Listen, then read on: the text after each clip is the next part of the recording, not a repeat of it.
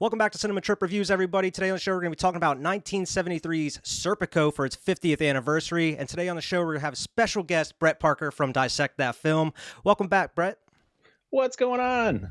It's good to be back. Yeah, man. Thanks for coming on here and talking about one of the greatest Al Pacino movies that's ever come out, it seems. Yeah, one, to be honest, that I just don't think gets talked about enough. It doesn't, but I mean, like, anytime you search up like an Al Pacino list or something, it's usually up there in like a top 3 of his of movies. Oh, but yeah. like you're saying, it's not normally talked about like The Godfather, or even like kind of Dog Day Afternoon gets talked about a little bit more than Serpico, I believe. Plus, I mean, all the other stuff like Devil's Advocate and everything, like the more recent stuff, I guess. But yeah, Serpico, it's a great movie. I mean, we're gonna be getting into it and everything. Like we talked about it before we hopped on here, but like, what was your kind of like your history? Is this the first time you ever seen it, or what's kind of your backstory with the movie here? Yeah, this is a Al Pacino movie that kind of was always on my radar as like, oh, one day I'll watch that. You know, I've seen the Godfather movies, I've seen Scarface, so like that. Like Scarface is probably one of my favorite Al Pacino movies, even though it's kind of problematic nowadays. But Yeah. but you know, Al Pacino, he's just everything that man touched from the 70s, 80s, even into the 90s was just legendary. But this one was always just eluded me because this was like one of his first big roles. Yeah, this was like almost directly after The Godfather. Yeah. And this is one of the ones that really cemented him as like a premier movie star and actor. Yep. I am a huge fan of Al Pacino. I may not like some of the stuff that he's been in, but I've always appreciated his skill and his, you know, appreciation for the craft. And I mean, you see that through the Godfather movies more so, and like especially in this one, his range, and of course in like Scarface and some of the other stuff. That's where, kind of leading off of this, because he was more subdued as like Michael Corleone, I feel, and like the Godfather. Whereas in this one, he's starting to become that Al Pacino, you know, where he's like yelling at people and screaming in every movie and becoming that dude. Yeah, because with the Godfather, you know, there was Marlon Brando. You had all this supporting cast around him, James Caan, you know, Robert Duvall, all those guys around him, and so he didn't really have to carry the movie. Where this is his movie. Like, he takes this, like, all of these supporting characters in this movie, I'm like, I don't know who any of these people are. Yeah. the only people I knew from this movie were 2 people who weren't even credited. Like F. Murray Abraham. Yeah, and Judd Hirsch shows up at one point. I think he's like one of the hospital cops. But yeah, I mean, Al Pacino just takes this movie and runs with it, and he kills it. Very much similar to you. This has always been on my radar. As far as movies goes, I've seen so many clips from it, and I mean, I've even just like watching stuff on Al Pacino on YouTube. There's been so many clips from this movie I've watched a bunch of times, and I'm like, oh, I'll get around to it eventually. I just needed something to kind of force me to do it, like doing a review here. And after watching, it's like, man, I really should have watched this a long time ago. Yeah, I mean, I feel the same way. I watched it last night and just going, wow, what was that? I was missing out. Like, this is just really well done, and Al Pacino's performance is just spectacular. Yeah, and for those who don't know about Serpico, I mean, this is the 50th anniversary of the movie. It released on December 5th, 1973. This is based off of a true story about the real cop, Frank Serpico, and the movie pretty much is kind of a documentary in a way. Just, it's a dramatic representation of it. But for the most part, it's a very accurate representation of what happened. It is based off the book and everything. Apparently everything happened in like 1971. And, you know, I think he joined the police force in like 1950 or something, 1951. But yeah, everything happened. And of course, what you see at the end of the movie is what happened in 1971. And then he like retired a year afterwards.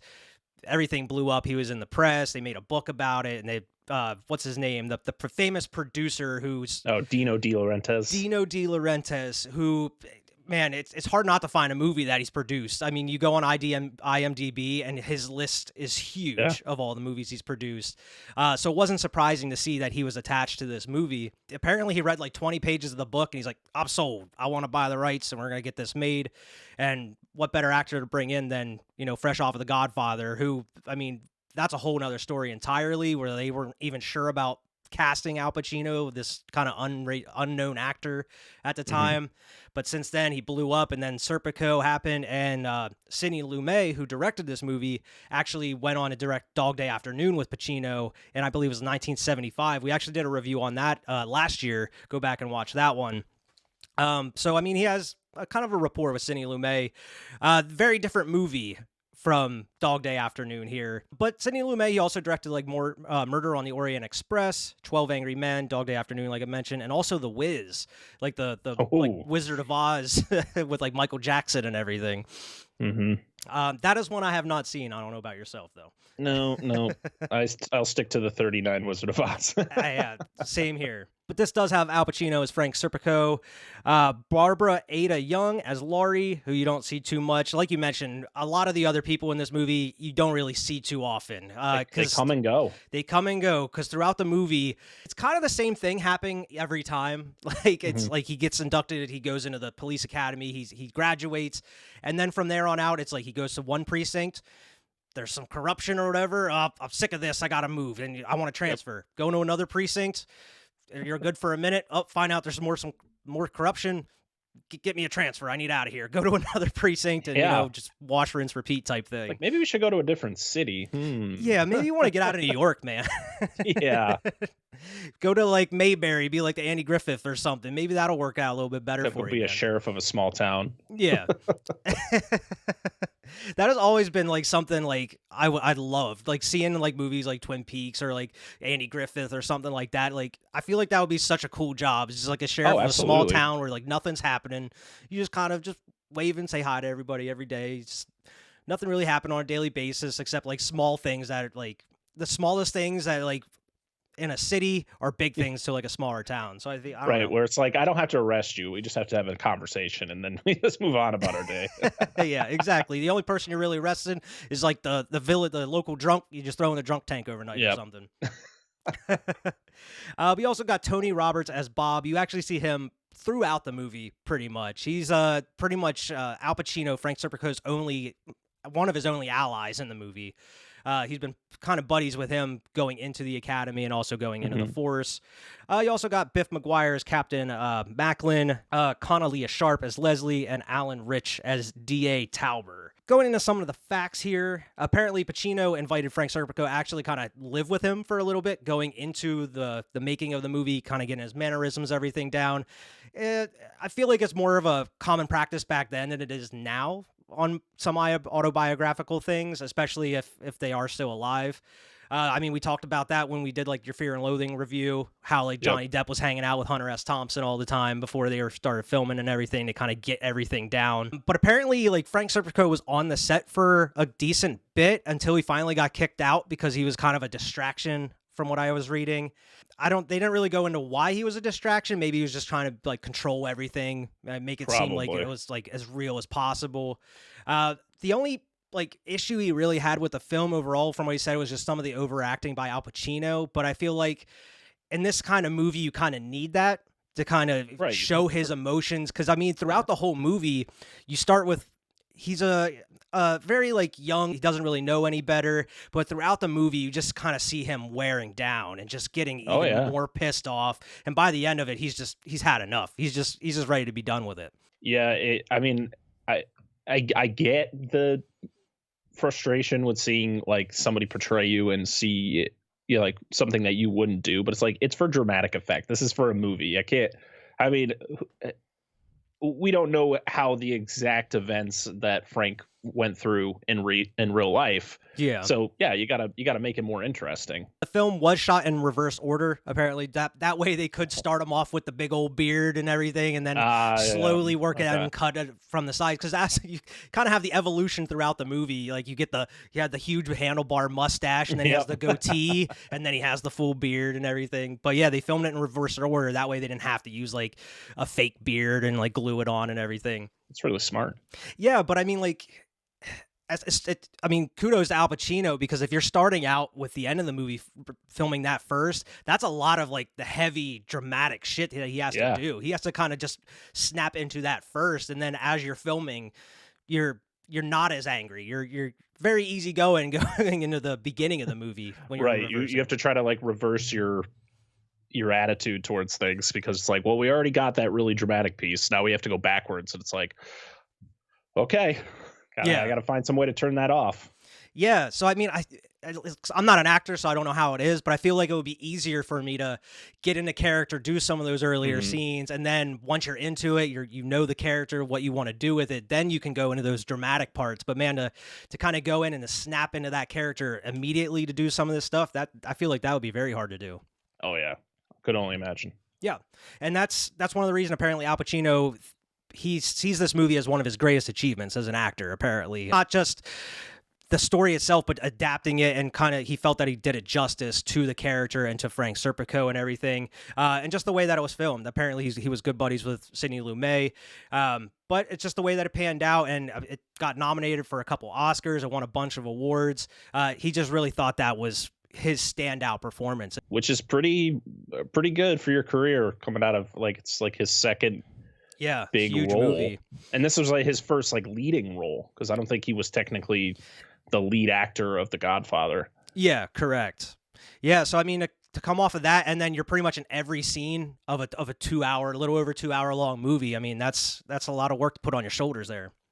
Yeah. And another thing that could have possibly led to some issues is Al Pacino apparently method acted during most of this movie, which is, of course, it's now talked about more than ever, because a lot of people are kind of taking it a little too far. But I mean, even 20 years ago or so, you were hearing, I mean, they had a whole documentary on the Jim Carrey one where he filmed Man on the Moon, where he pretty much was Andy Kaufman, and he was such an asshole to everybody. They were pretty much sick of him by the time the movie was ended. I wouldn't say it went that far with this one, but Al Pacino had a funny story about he actually tried to pull somebody over, I guess, on the streets when they were filming. He wasn't even in his car. I guess this truck drove I was at a light and drove past and blew a ton of exhaust smoke in his face, and he chased the truck down, and he was saying it was pollution or whatever, but he was yelling at the guy and shit. And then he finally kind of snapped out of it, and he's like, wait a minute, I can't be doing this. He's trying to make a civilian's arrest. Thank God I'm not as well known right now. Yeah, but I mean, imagine you're driving down the road, even after a year after The Godfather came out or whatever. I mean, you're driving down the road and you look in your rear view and Al Pacino's chasing you down. Pull the fuck over. I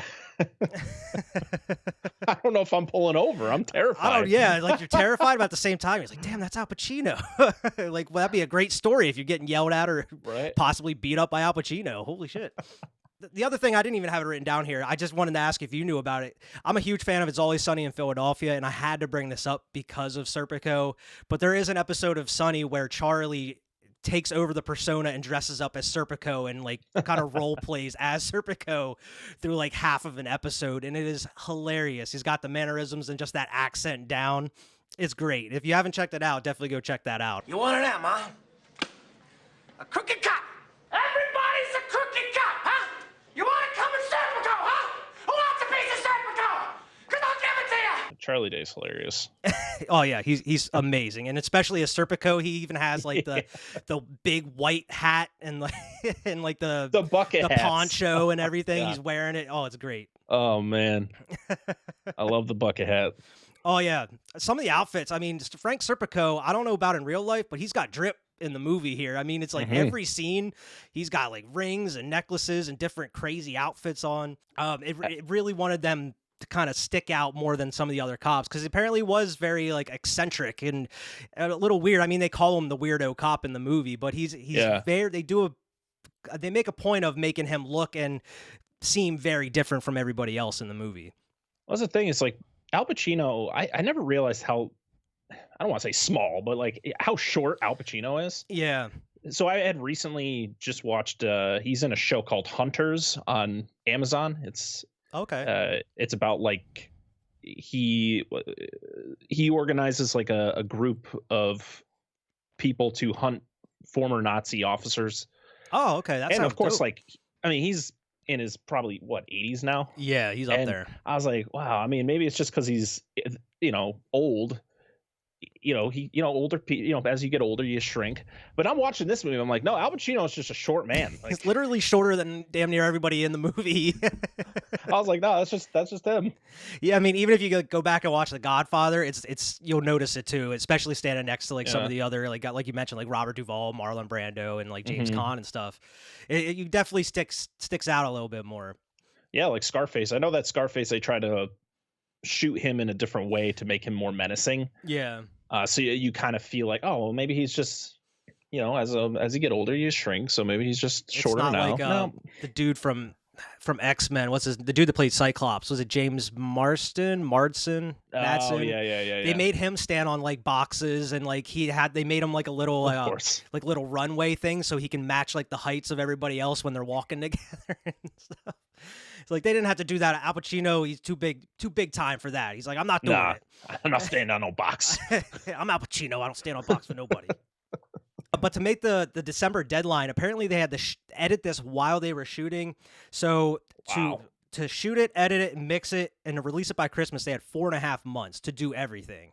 So, I mean, that's not a lot of time to get a major motion picture. That's insane. Shot and edited and kicked out, especially when it's like a little over 2 hours long, man. I mean, that's crazy. And then to have it come out the way that it did is pretty crazy. But it also shot at over 104 different locations across New York, damn near in every district and every borough. So they covered everywhere in New York to shoot this movie, and they actually had some help from the NYPD, who were surprised on how gracious they were to help with this movie. They had I think they 2 or 3 people with them the whole time that were just kind of consulting and helping out. But overall, they contacted the police, and they were fine with helping out and everything, even though Frank Serpico in some recent interview says that he is being contacted by policemen still and talks about how bad it is, not only within New York, but other cities as well. About, I mean, it seemed like everything you've done helped for some time, but it kind of reverted back to the exact same ways. I mean, that's the thing with corruption. I mean, not just in like the police force, but like government or whatever. Yeah. It's been going on for since pretty much when it was formed. Like, you got to think of how long it got to a point where it was a normal thing. It wasn't like they weren't hiding it very well. And you could tell in this movie, there was no subtlety. Like, Frank comes out of the academy and immediately it's like, hey, we're collecting money from these people. We're paying like, oh yeah, we just let, I forgot what he says to, when they go to the sandwich shop and they're just looking for soup. Time. Yeah. And he asked for the sandwich and it's not good because it's all fatty pieces or whatever. And he's just like, we pay. I don't remember what he says, but he like pays off the place he double so parks. That he can double park. They let him double park to unload and everything, but they give him free food because of that. Right. Like, and so so you're kind of like, oh, okay. It's, even though it's subtle. And then you have it's not even just collecting money or taking bribes. It's literally just like, a lot of these guys just don't give a shit. Like, they get the call about the rape in progress, which still blows my mind. Like, who reported that? Like, who reported that this was happening? Did somebody just somebody walked by and just called the cops? I was thinking of maybe like one of the building they were next to, maybe like an apartment, like one of the people in the apartments or something. I don't know. I was thinking the same thing. Yeah, but like his partner's like, it's not our. It's not our zone. Oh, not our territory. So they don't go. And it's like, what? Yeah. And I love, like, they do a great job the whole movie of every single time he comes into some form of like corruption or something, it kind of ups the stakes each time. Like what you mentioned, it's just like the sandwich shop. And then it's like that like the rape case. And then it goes into other things like police brutality on top after that. And then you have money laundering and skimming, like gambling money off the top, and then embezzling a ton of different like money from different areas and taking protection money and stuff. It does a great job of upping the stakes each time. And like I mentioned before, every single time it just seems like it just takes another piece away from Serpico every time. It's just, he's over it.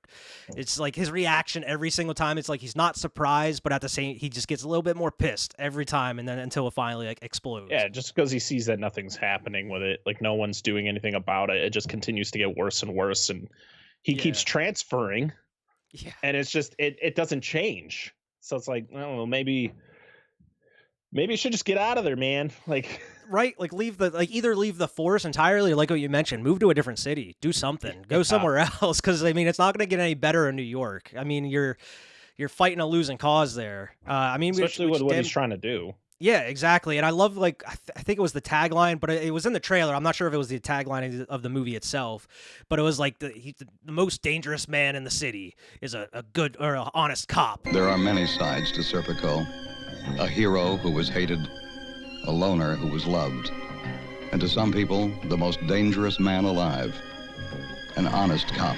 It's crazy to think about because, I mean, you have a couple different ways that people look at cops in this movie as well. From the cop's point of view, where it's like, all right, he's not taking money. We can't trust this dude. He's not one of us. And then you have that scene where like him and his girlfriend at the time go to that party, and every time like they say that he's a cop or whatever, they're like, oh yeah, and then they move on. They don't want to talk to him anymore. Like, okay, he's a cop. We don't want to talk to him. He's just like, can you not tell people I'm a cop? I'll tell them if I need to. Yeah. And then by the end of the party, like people actually find out what he's like and everything, and everybody loves him. It's like I feel like they put it a little out there too hard. Like when she was like dancing with him, she's like, everybody loves you, Serpico. I love you. Or whatever. Like, it's so weird. I think we got it. Everybody liked him at that point. I don't think you needed to announce it. It's also, you know, when you're watching, you have to remember this movie came out in the 70s, like early 70s. So like things were way different because there's like, he seems to be getting really close. Like he was like with one girl, but he's also getting really close with another girl at the party. It was like I thought it was like a swinger party or something. I was like, oh, I guess, I mean, times were different back then. So yeah, because he was with his girlfriend for that first half, like talking with everybody. And like you mentioned, like then he's off with like this other girl, like up in like the little loft area, like talking and drinking. And then he's back to, you know, boogieing down on the dance floors, Al Pacino showing his moves. Yeah, I mean, you could definitely tell this is a movie of the time. I mean, this was, I mean, especially, it's crazy to think the events of this movie or like the real events happened in 1971, right? So this is only 2 years out from when the actual stuff was going down. Yeah, with Frank Serpico. So everything is still fresh. So the fact where you were saying like there were NYPD officers willing to help with this movie after it happened. Yeah, I'm like, wow, that is surprising. Because if it was just like 10, 20, 30 years later and they made this movie, like most biopics are made a decent time afterwards. You don't have to really worry about that kind of stuff. Or maybe they were like trying to protect their image a little bit at that time. Maybe they'll kind of help us out, put everybody like on the good side a little bit. They were alienated at that point. But like you said, the movie itself is a product of its time as well, because as you're watching it, it's such a gritty, like slow burn of a cop movie. I feel like it's not a movie that is made for modern audiences. I feel like a lot of people would get bored throughout this movie. There's really not a lot of action throughout. I mean, there's certain little things going on, but for the most part, you're just following this dude from precinct to precinct, and then it's just different bad shit going on everywhere, and then he's reporting it to his captain, and then you find out maybe his captain isn't even reporting it to anybody. It's like, nope.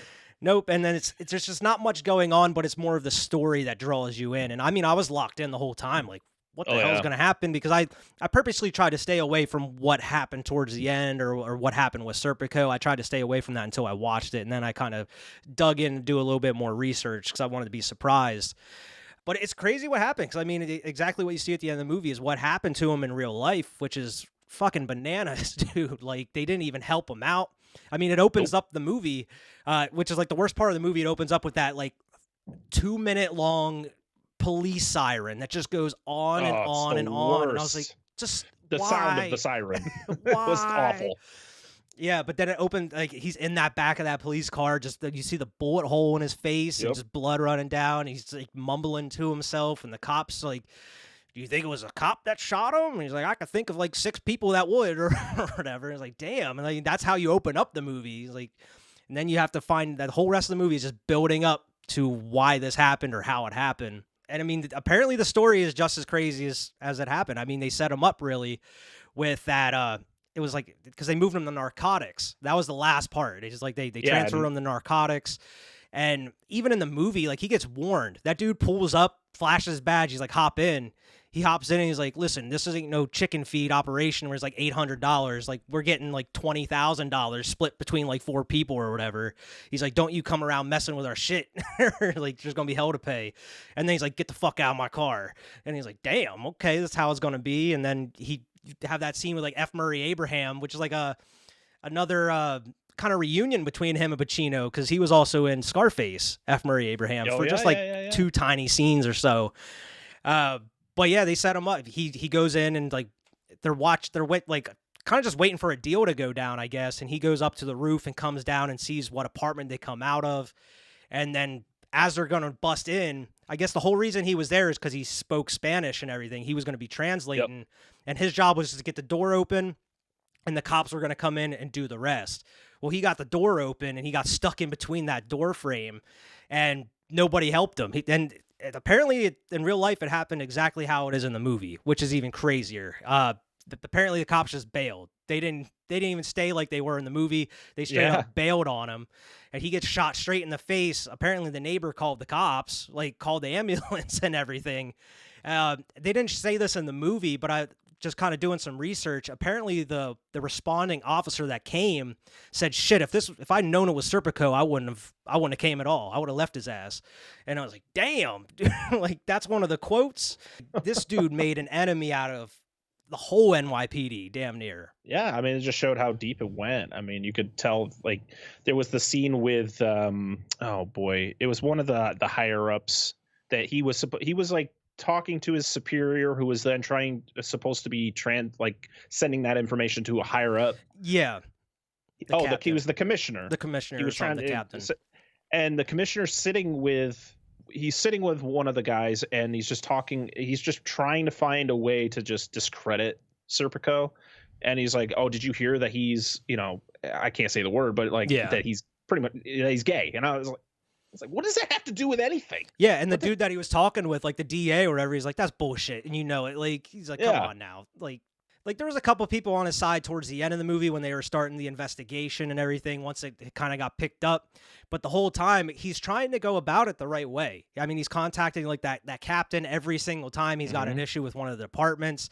And he's like, "All right, well, we'll report it. We'll get you a transfer or whatever." And then it kind of gets to a point where he's like, "Well, we'll contact," I forget who he says he's going to contact, like the commissioner or whatever. And he's like, "The commissioner told me to kind of tell you to lay low, gather some more information. He'll be in contact with you whenever." And then like he just never gets in contact with him. He keeps telling him like, I'm going to contact him myself. But he's like, "Well, I don't recommend you doing that." And he's like, "Well, I might have to go to outside agencies then, man." Like, "No, outside agencies, you can't do that." And where am I supposed to go?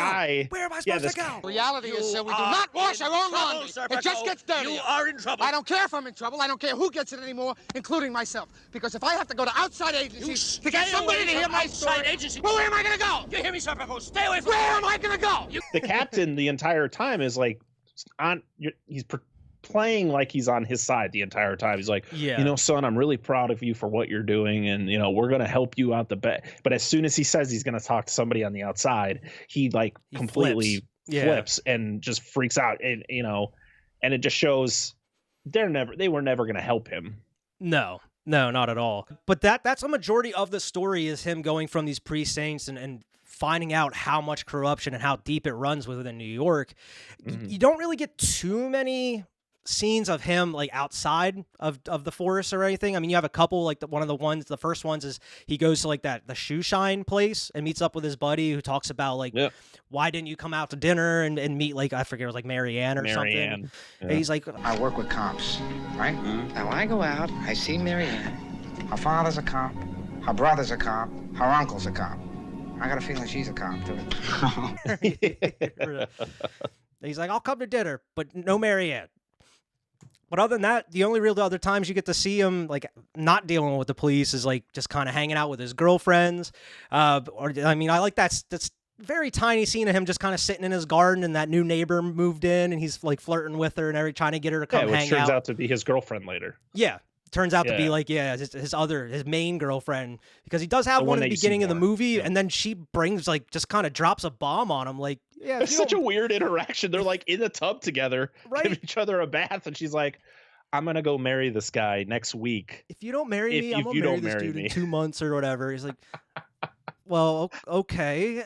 Like, what am I supposed to say to that? She's just sitting there butt naked in front of him, like right? Just chilling in the tub. It's a weird moment to be talking about this. Right? You couldn't have told me this before we were in the tub or something. But I'd love, like, just even that first girlfriend, she's like into the arts and the ballet and everything. And it's such a one of the only funnier scenes in the movie is whenever he's at work and he's talking to that guy about like, oh, what are you reading? He's like, oh, I'm reading like this book on like ballet or whatever. And he's telling him all about it. And he's like, oh, there's like 5 different moves. And he's like showing him the dance moves and stuff. It's just a little funny scene. But then that captain sees him and then like. Principal Skinner from Back to the Future. That's who that is. I don't remember what his name. I don't remember the actor's name, but I was like, that's Principal Skinner. He looks the same. That movie came out 12 years later. He looks exactly the same. I was like, wow, he always plays a dick. Oh yeah, he's such a dickhead. I mean, he's not in the movie long, but he is a dickhead in this. I mean, he goes in there because I mean that whole interaction where he tells the guy about the ballet. He does a little dance, and spins off. Like, but that guy sees it. The head of the it BCI, I think the it was, chief or something. Yeah, the BCI, like the fingerprint place, or And he goes into the bathroom, and this guy is like being a peeping Tom on some woman, and the weird thing, like, I mean, I didn't care, but it was weird they never showed it. Yeah, I was expecting them to have some kind of view what of they were looking at. Yeah, but of course, you know, he turns off the light, and that kind of makes it suspicious. Yeah, and so when he turns the light back he's on, like, "Oh, I gotta go pee in the dock." Turn off the lights. Oh, Pops. I wanted to read. Now I gotta do my pee in the dark. Because I was going to read my book. Yeah, I was trying to read my book. Now I gotta go pee in the dock. And the captain comes in and thinks that he's giving him a blowy. Yeah, what the hell are these lights going on? You're going down over the bathroom. Yeah, and I you're found like, some underpants the other day with semen on them or whatever. He's like, are you really fucking accusing me of this, Captain? Like, what are you doing? So yeah, he gets forced out of the BCI, and I was like, damn, like, this is wild stuff. It's weird. And he's like, I didn't even do anything. Dude was peeping out the window. Like, I got my book. I was going to read my book. And the thing is, like, why is he yelling at Serpico but not the other dude? Like, other dude didn't get talked to. I think it's because of the way Serpico would act. Like, Serpico wasn't like everybody else. Because he was eccentric. Serpico has that conversation with. There was like a guy who worked at a desk next to him, and he's like looking at the fingerprints, and the guy's like, "Yeah, that's the way he calls him, the weirdo cop." Yeah, and because he tells him he's slow at looking at the fingerprints, he's like, you know, I want to make sure that I'm doing this right. I want to make sure that if the guy's got a record, he's got a record. Yeah, like, I want to find out. And so yeah, he gets called a weirdo cop, so it kind of he has that cloud over him. So of course he's just automatically that captain's automatically going to assume that he's and he even says to that dude, he's like, I know you don't like me. But he's like, but I don't care, or whatever. He's like, get back to work or whatever. He's like, I know. He's like, stop bothering me. Yeah, he's like, I know you don't like me. Stop bothering me. And then he just gets back to work. But that just shows how much detail he puts into his work. He's like, I don't want to give anybody a record that doesn't have one. Everything you see in this movie, it's just like it kind of makes you angry with him the whole time because like you mentioned, it starts off with the deli or whatever. It's like it's not that big of a deal, I guess. But I mean, it is corruption in a way. It's the first hint of corruption that he has, like getting the free food and everything. And like you said, he has like that call with the rape, and it's outside their jurisdiction or whatever. But he's like, "Fuck it, I'm going. Nobody else is taking the call. I'm gonna take the call." And that's a heavy scene because it shows a lot of shit. Man. And they break up those guys, and he chases them down and like puts a gun to his head, and then it cuts to that. It's probably the heaviest scene in the movie. Is that the lady sitting there naked in the police station, like telling him what happened and everything. And then you cut to the room with the one guy they caught, and the guy's just beating the shit out of him. And Serpico just leaves. He's like, I can't deal with this. Cause the guy even asked him, he's like, you want in on some of this? He's like, nah, I'm not in on that kind of action. And he even pulls the dude aside, like the next day when they're taking him to like the jail or whatever, and he like takes him out to coffee. he's like, I don't want you to run. I'll put two in your back if you try to run. But he's like, I want you to come talk with me. I'll get you a coffee. And they're sitting over there. He's like, listen, I'm not like those other guys. Why are you taking the rap for these two dudes? I just want you to give me some names. He's like, you're gonna go down for everything here. Help me help you. Like he's just trying to be that good guy, not because of he cares about this dude, but because he cares about his job and doing his job the right way. Yeah, and then it all blows up in his face because he goes and arrests those two guys while they're playing basketball. They refuse to give him back up. Yeah, and he brings them both in, and he pretty much gets in trouble because he left his post. Well, yeah, and they're like, we're going to take credit for it because it makes us look bad because like a uniform cop's he left his post and everything, and he's covering a jurisdiction in a case that's not theirs or whatever. And he's like, well, what do you want me to do? Yeah, I mean, every time you think or he thinks he's doing something right, it just gets thrown in his face, because there's like a scene later where he finds a guy picking up a drop and he arrests him, and I guess he's like a well-known guy who's involved with the police. Favorite scene of the whole movie is that scene, dude. And he brings him in, and he has to go. I don't remember where he went, but he comes back. He's gone. The guy's gone. He's upstairs just having a casual conversation, just with all the powing cops. around, laughing with the other cops, and he's just whistling like he's having a good time. Freaking crazy, because he picks him up, pins him against the wall, like rips his pants off. Best scene of the movie. I love it. That's the scene I've watched multiple times before I even seen the movie, and I was like, I gotta watch this shit. And he just tosses him in there. And of course, all the guys are like, what are you doing? Like, so and so. I can't remember. I am not good with names. I could not remember most of the people's names in this movie. But yeah, they're like, oh, so and so's a good guy. He was a loan shark. Like they said, he got too cocky. He would go and pick up his own slips and everything. He's like trying to rip the money because he's got money out of every. Who puts money in every pocket? What are you doing, man? Like, fucking spread them. And he throws them in that it's like a cage. It's not even a cell, dude. And they close it with handcuffs around the top. But yeah, then he's so pissed off, and everybody's been there at one point where they're just so pissed off where like something like you move something and it doesn't move correctly, and you just fucking like throw it. He sits the chair down and it like moves the wrong way. He just picks it up and starts slamming it.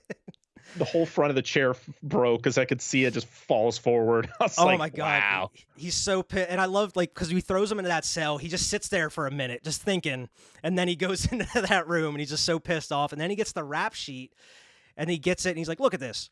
He's like, "He's a fucking cop killer. You sitting here powing around with him. You know this? He's a fucking cop killer." And it's like, and they don't care. They're more upset that he treated the guy like that than anything. I mean, he handed the one dude the rap sheet and he like just crumbles it up and throws it away. He's like, read it. He's like forcing it in his face. Yeah, that's one of the more intense scenes of the movie, but I fucking love it. But I mean, that happens a couple times. Even that scene after they try to get him to testify, because at one point there's just so much corruption, because they even though he's not on their side, like he's not taking bribes, they still make him partners with the bag guy, like the bag men that go and collect the payment. So he's just sitting there the whole time watching it.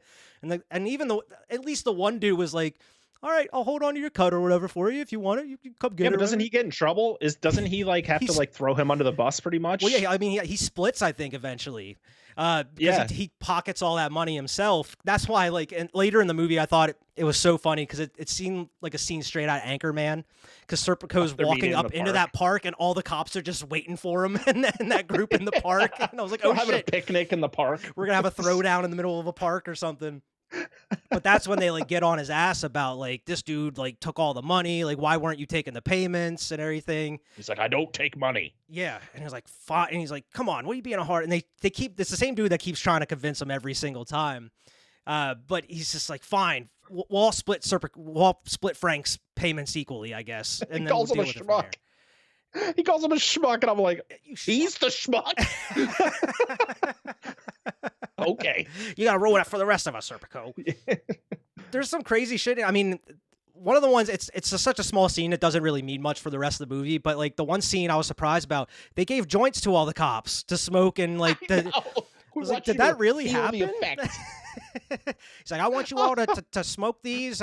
Make sure to memorize the smell and the taste, so you know what to look for when you're pulling people over and stuff. I was like, did they really do this?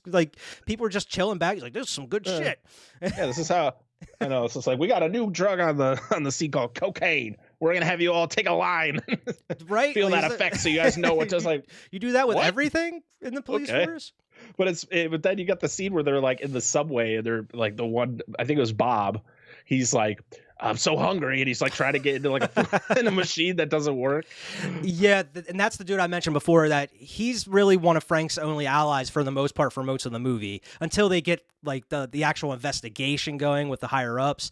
He's the only guy that's really on his side, because even though it's not right, he was kind of part of that system in a way. Because it's like that same exact scene. That's one of the other funny scenes when they're just high as hell in that subway and they're like smacking on the machine trying to get food or whatever. But the guy mentions like he's like under some kind of special task force or whatever. And he's like, well, that's on the way to Gold Shield, isn't it? And that's something that's brought up through the whole movie is Frank, that's one of his goals is to get a Gold Shield eventually. And like he even says like, but you weren't in plain clothes for 4 years or whatever. How'd you get that? And he's like, well, I know some people or whatever. And he's like, not fair. And he's like, hey, it is what it is, man. But even Bob's like, I know people to help me get to the top, but at the same time, he's like, with your street smarts and the people I know and the knowledge that I have, we can try to like clean up the streets. We can work with each other to kind of do what we can. And I mean, for the most part, they try to. It doesn't work for a majority of the movie until it really gets out of hand and they have to go to the outside agencies. Because first they try to go to like the mayor. They like talk to that like person that works for like the mayor's office. And then like the mayor just turns them straight down because it's approaching summertime. They expect riots to happen. They don't want to alienate the police and everything. And he's like, oh, great. So they're just making them more excuses just to let this happen. That's something I liked about this movie is they got to the point. They didn't drag any situation out too far. Like they met with I think it was the mayor's assistant or whatever this guy was. Scene, damn near. Yeah, literally like, we're excited. We're going to get this done. I'm going to talk to the mayor now. And then literally, the next scene is him being like, I'm still embarrassed. I'm sorry. I thought this was going to work. But the mayor's got different plans. Yeah, and then he has like he's like I have another option we can try to do. He's like I know like a second lieutenant or something we can go to. He owes me a favor or something. And they go out to dinner with him, and he's like, well, you have two options. He's like, I can report this. You have to report testify before a grand jury.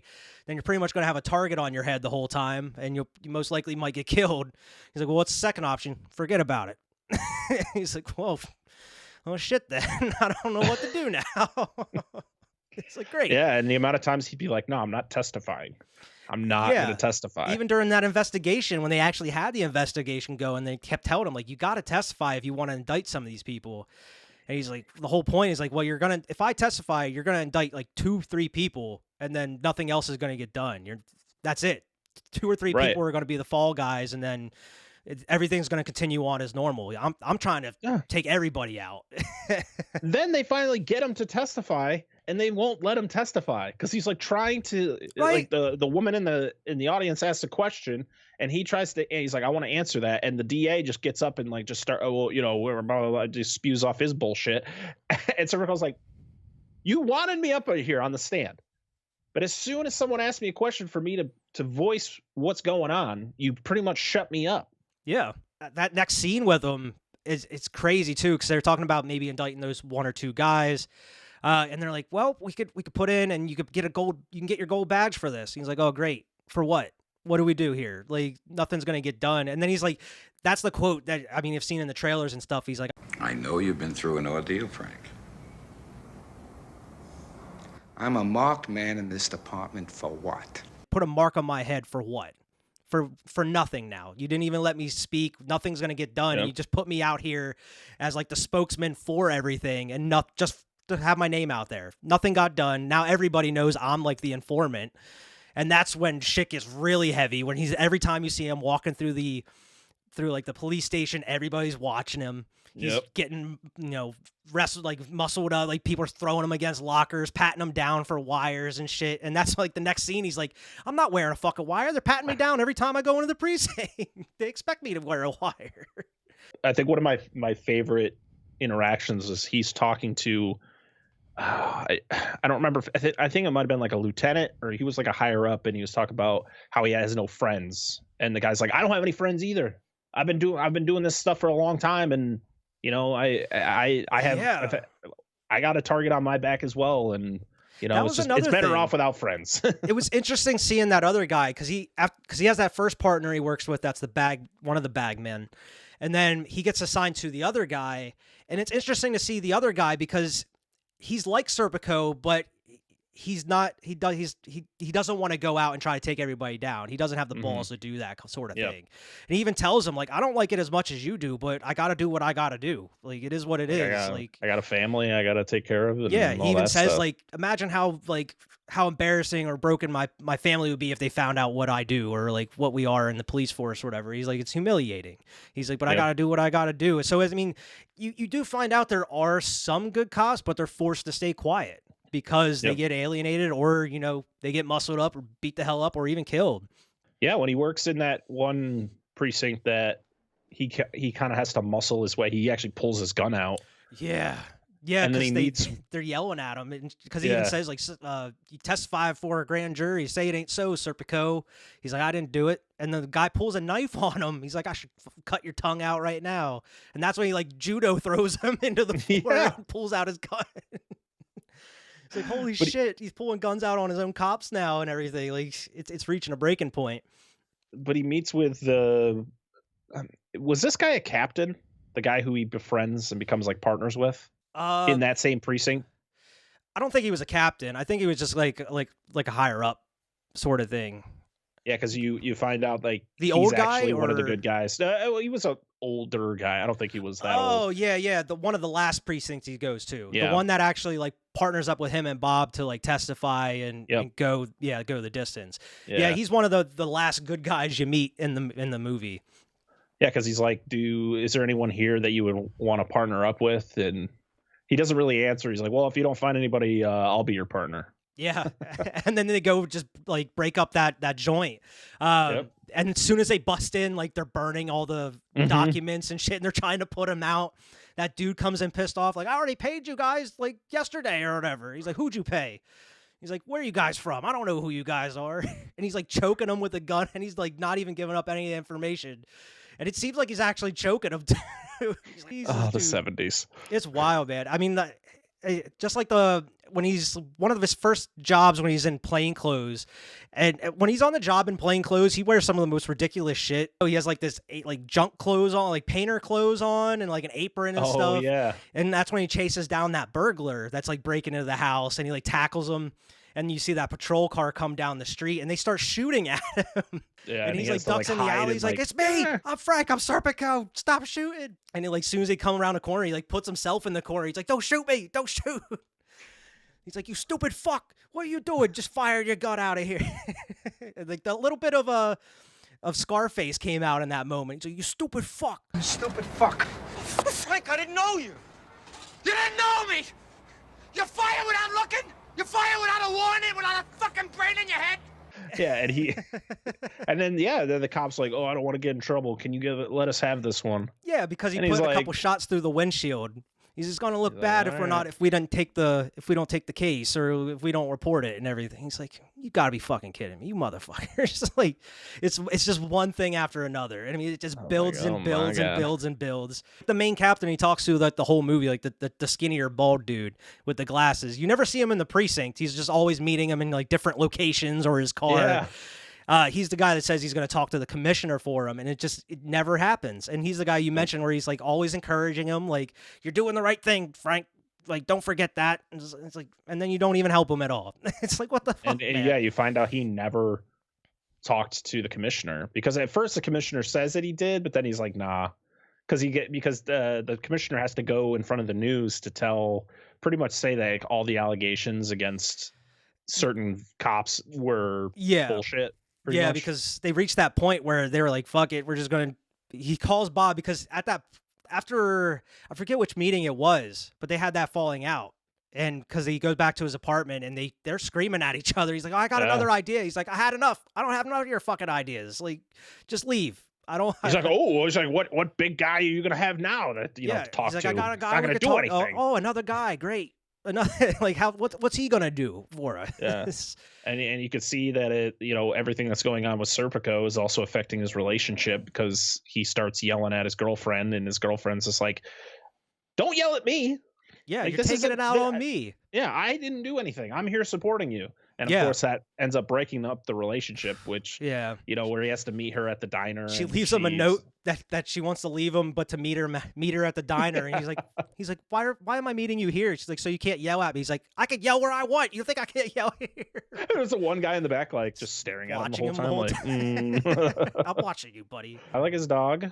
I like that that dog is in the entire. He gets that little dog for $5. $5 off the street. Did you? I don't know. If you were like me, who went, I feel like these people are going to rob him. I thought so. I thought it was going to be the very next scene because he even says like, "Hey, watch out for my stuff in my car here for a second. I got this. This is my new apartment." I thought as soon as he came out, like his stuff would be gone, his car wouldn't be there or something. But no, it just goes to the next scene. It just shows you how times have changed, where you could just buy a dog on the side of the road and keep it in your like report apartment him or something at first. Like the way he like seemed like he was talking to him, an inspector. He's like, "Where'd you get these dogs?" And it's like asking the different questions. Yeah. It seemed like, all right, I'm gonna report you or something, because it seems like Frank's that type of dude. Yep. Like even looking into some of his backstory, Frank Serpico, even when he wasn't on duty, he was still pulling people over and trying and like arresting people when he wasn't on duty. He would just flash his badge and make it like a. I guess it's not even a citizen's arrest at that point if you're a cop. You're just not on duty. Yeah. But yeah, I guess that's the type of dude Frank was. But I thought he was going to get robbed there. But he has that sheepdog through the whole movie, even at the very end, before he goes to Switzerland, hops on the boat. But that scene with his girlfriend is a powerful scene too, because it's just been building and building, where it's like you see how good their relationship is at first, but as everything's going on, it takes a huge toll on him, and he just turns into that complete person where he's like not even getting sleep at night. Mm-hmm. He's like barely talking to her how he used to. Like, what's he say? He's like, "You're gonna leave like your future husband and like future father of your kids or whatever." And she's like, "You never said anything like that to me ever." And she's like, "I know if I come back, you won't again too. So it's like, what's it matter?" And she, like when he chases her down and everything, he tries to stop her. She's like, "Are you gonna walk away or am I? Like, this is over. We're done." It's like, damn. It's just one thing after another for Serpico. You really feel for him, man. Like from the home life, and then he's not getting any help anywhere else. And that's at the point where you're saying is like, dude, just leave. Just move on to a different city.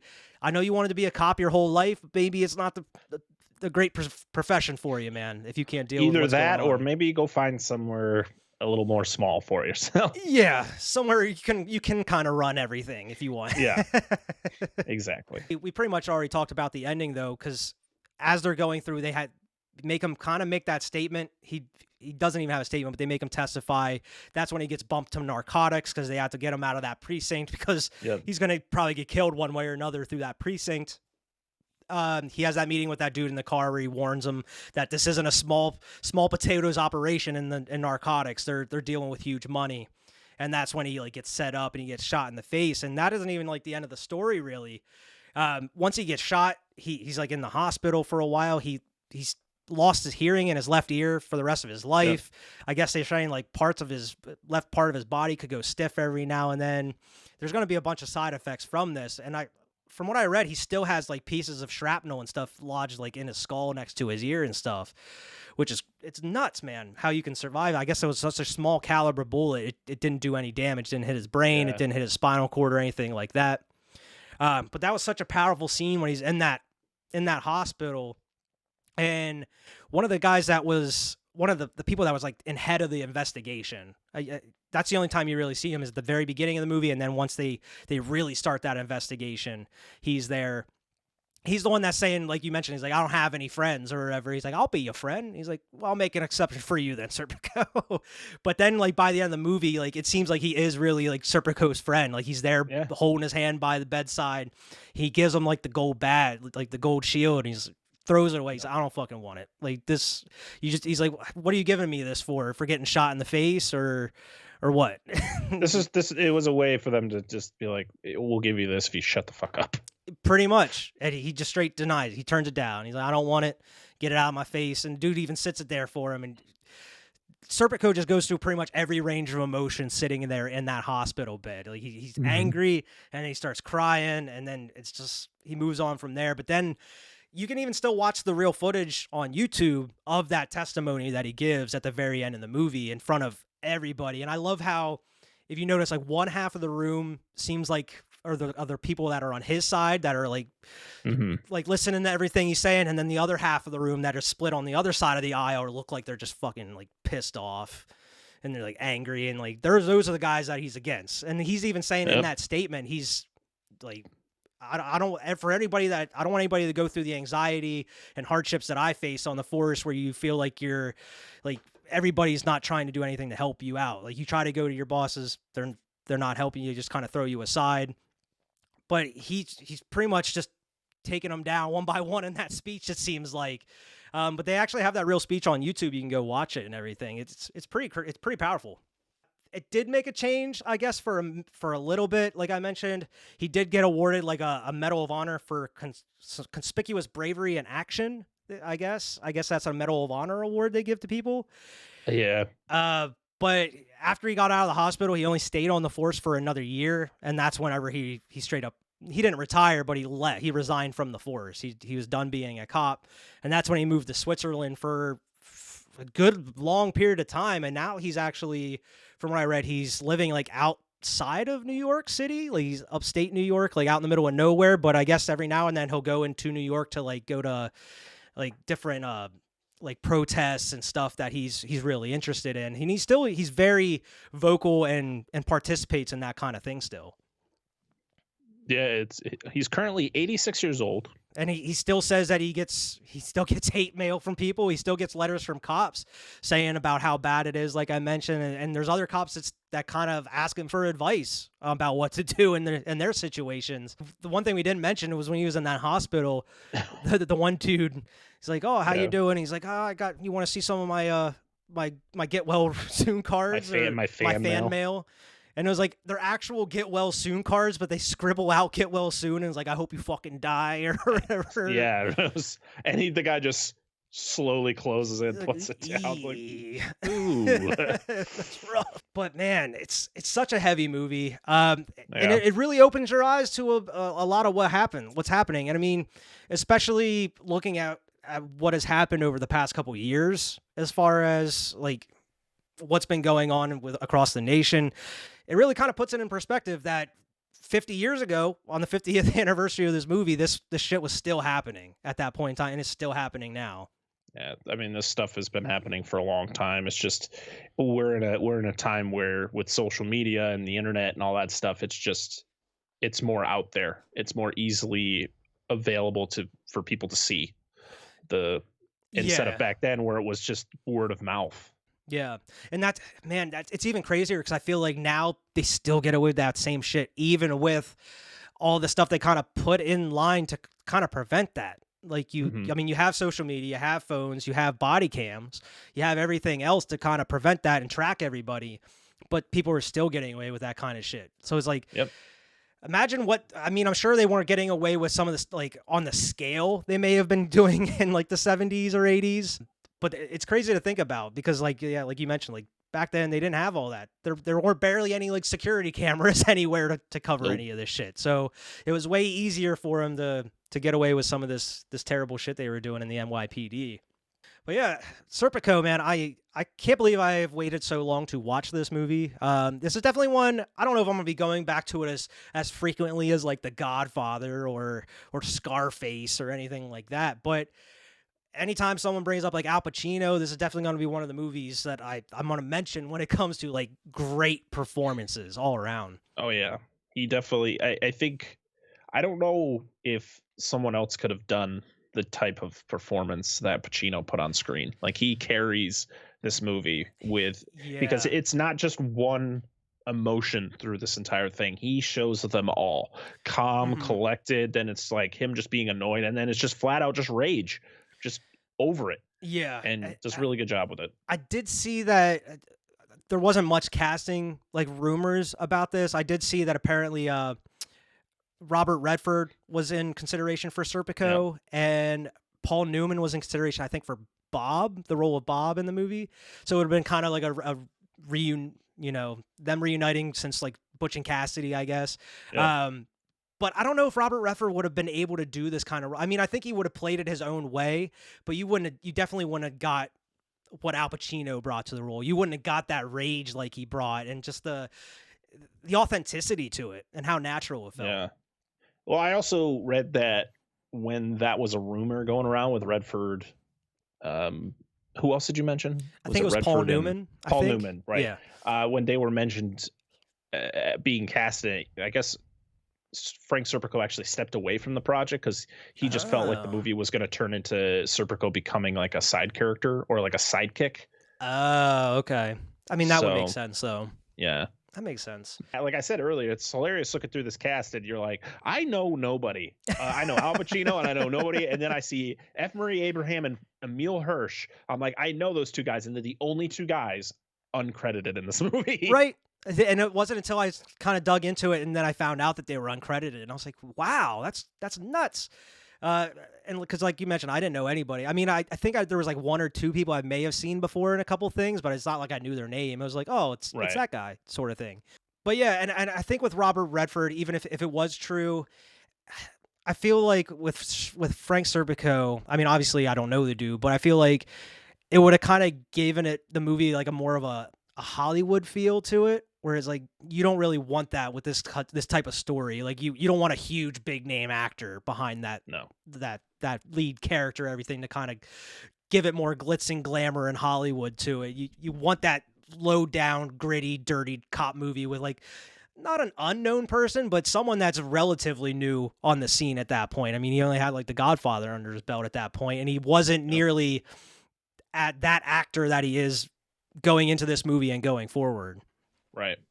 But yeah, man, that is Serpico. I mean, this is we definitely did it a little different than I normally do because there's so much to this movie, man. If you laid it out and try to go beat for beat for beat through the whole thing, that's why we kind of did a general discussion on the movie overall and talked about the different pieces and what made it work and what didn't work about it. I mean, there really wasn't much that didn't work for me overall, other than maybe they could have trimmed some time off the movie in certain places. I don't know where you would have done that. Even though I was locked in for the most part, I feel like by the last 20 minutes, half hour, I was like, okay, I feel like this movie's 3 hours long right now. Like, I don't know if it was, I just watched it late. Maybe that's the thing. But I was like, all right, it's been running on a little while. I had to kind of check the time on it. It was like 20 minutes left. I was like, holy hell, this is rolling. I felt the opposite. I felt this was, I felt 2 hours is good for something like this. Like, this is a biopic. This is all real. I think they did well enough to transition us between scenes. Like, I think there was like the scene where he meets his first girlfriend, and then immediately in the next scene they've been together for a bit, and then like the next scene they've been together even longer, and it's like, I guess it jumps around so much. I feel some people might be annoyed by that. They're kind of like, oh, let's see how this goes. It's like, but that's not the point of this movie.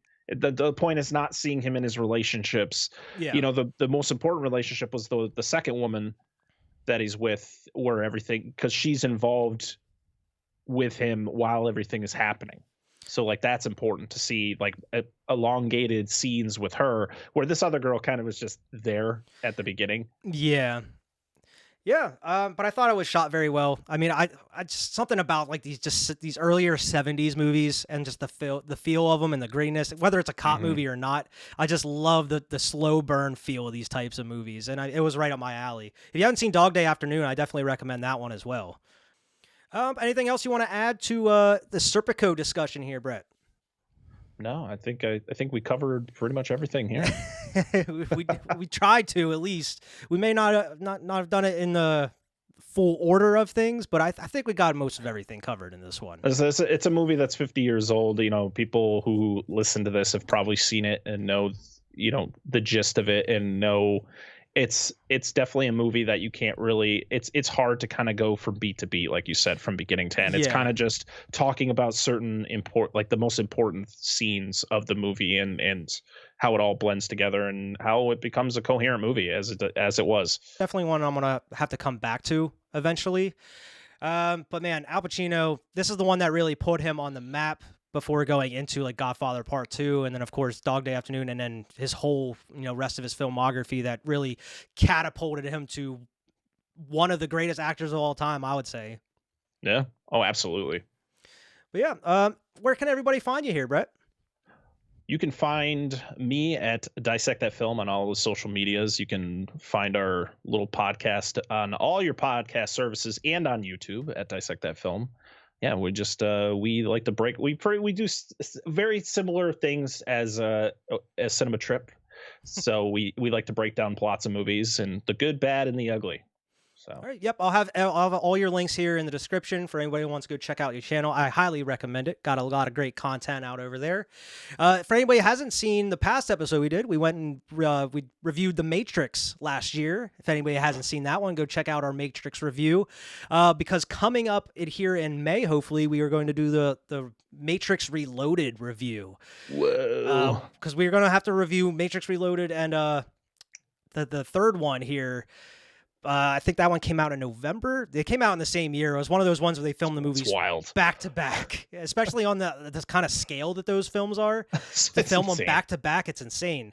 So we will be covering Matrix Reloaded in May, and then November we will be covering Matrix Revolutions. No plans on Matrix Resurrection or anything at that point. As of right, I've only seen that once. Didn't leave a lasting impression on me though. So as of right now, we'll cover the main trilogy for that one. I'm excited for it. Yeah, it should be a good one, man. For anybody, just make sure to like, share, and subscribe. As always, make sure to go follow us on Twitter and Instagram at Cinema Trip Reviews. Go check us out on pretty much every podcasting platform. Drop in and leave us a good review there. Want to give you a special thank you, man, for hopping on the show talking about Serpico here today. Thank you very much for having me. Always a pleasure being on here. Yeah, thanks for being on here, man. And we'll see everybody next time.